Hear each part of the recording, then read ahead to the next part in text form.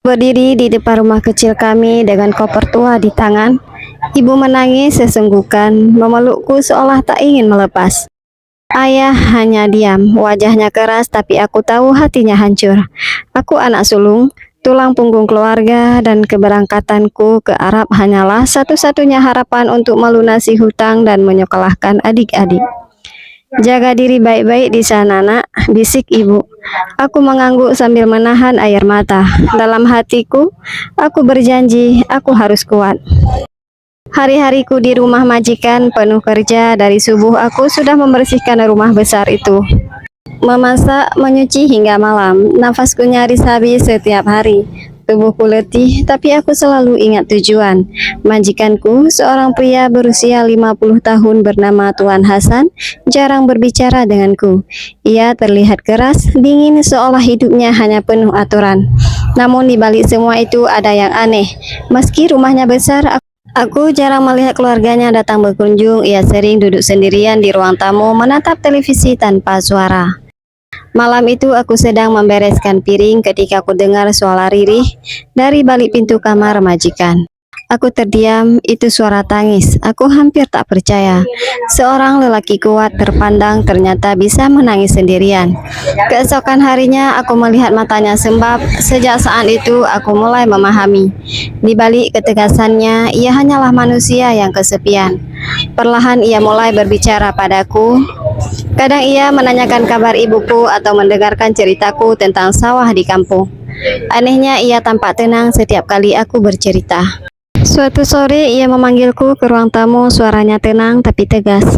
Aku sudah lama sendiri. Istriku meninggal beberapa tahun yang lalu. Anakku sibuk dengan urusan masing-masing. Rumah ini terasa seperti penjara, katanya. Aku hanya menunduk, tak tahu harus berkata apa. Aku tidak butuh pembantu lagi. Aku butuh teman hidup. Menikahlah denganku. Darahku serasa berhenti mengalir. Aku menjadi istrinya. Aku hanya seorang TKW miskin. Tetapi di matanya ada ketulusan yang membuatku tak sanggup menolak begitu saja. Kami menikah sederhana, tak ada pesta, tak ada keluarga, hanya 2 orang saksi dan seorang penghulu. Aku menangis diam-diam malam itu, bukan karena bahagia sepenuhnya, tapi karena merasa asing di dunia yang baru. Aku meninggalkan statusku sebagai pembantu, namun juga kehilangan identitasku sendiri. Tidak semua orang menerima. Keluarga besar Hasan memandangku hina. Perempuan kampung hanya ingin harta. Begitu bisikan yang sering kudengar. Ada yang terang-terangan berkata, aku perusak nama baik keluarga. Aku mencoba bertahan, menenangkan hati Hasan yang semakin tertekan oleh penolakan keluarganya sendiri. Tapi setiap malam aku menangis. Aku ingin pulang, aku ingin ibu. Hari-hariku penuh dilema. Di satu sisi aku mulai mencintainya. Hasan memperlakukanku dengan lembut, berbeda jauh dari dulu. Ia mendengarkan, menenangkan, bahkan tertawa bersamaku. Tapi di sisi lain, aku merasa tidak pantas. Apakah aku hanya pengisi kesepiannya? Apakah cintanya benar-benar tulus atau hanya kebutuhan semata? Suatu malam ketika aku tak mampu lagi menahan air mata, Hasan menggenggam tanganku. Jangan dengarkan dunia di luar sana. Aku memilihmu karena hatiku, bukan karena statusmu. Kalau aku hanya ingin seorang pembantu, aku bisa membayar siapapun.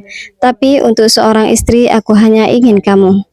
Aku menatapnya dan aku pertama kali, aku percaya, mungkin Tuhan membawaku jauh dari kampung halaman, bukan sekedar mencari nafkah, tapi menemukan cinta dalam bentuk yang tak pernah kubayangkan. Tidak lama setelah kami menikah, keluarga Hasan datang berkunjung dan sejak saat itu aku menjadi bahan sindiran. Perempuan kampung itu hanya ingin hartamu, kata adiknya. Anak-anaknya pun memandangku sinis seolah aku perebut yang tak tahu malu. Hasan membelaku, tapi aku tetap merasa hancur. Malam-malamku kembali penuh air mata. Aku bahkan sempat berpikir untuk meninggalkannya agar ia tak harus menanggung hinaan karena menikahiku. Hasan tak pernah membiarkanku menyerah. Ia sering memegang tanganku di depan keluarganya, berkata dengan tegas, dia istriku, dia yang menemaniku ketika kalian semua jauh. Perlahan, anak-anaknya mulai melihat perubahannya. Hasan yang dulu murung kini lebih hangat, lebih bahagia. Aku tetap melayani mereka dengan sopan, menyiapkan makanan, merawat mereka ketika sakit. Meskipun sering disindir, aku tak membalas. Aku hanya ingin membuktikan dengan tindakan. Hari itu anak sulung Hasan jatuh sakit ketika berkunjung. Aku yang merawatnya siang malam, membuat sup, mengkompres kepalanya hingga akhirnya ia pulih. Dengan mata berkaca-kaca ia berkata, aku salah menilai. Kau memang wanita baik-baik. Satu persatu anggota keluarga mulai melunak. Mereka melihat ketulusan dan kesabaran yang kutunjukkan. Hingga akhirnya bahkan adik Hasan yang paling keras kepala pun mengakuinya. Kau pantas mendampingi abangku. Rumah itu tak lagi sunyi. Hasan tersenyum lebih sering. Keluarganya mulai menghormatiku dan aku merasa tidak lagi menjadi orang asing. Meski jauh dari tanah air, aku akhirnya menemukan rumah baru. Rumah di dalam hati seorang yang dulu hanyalah majikan, kini suami yang kucintai.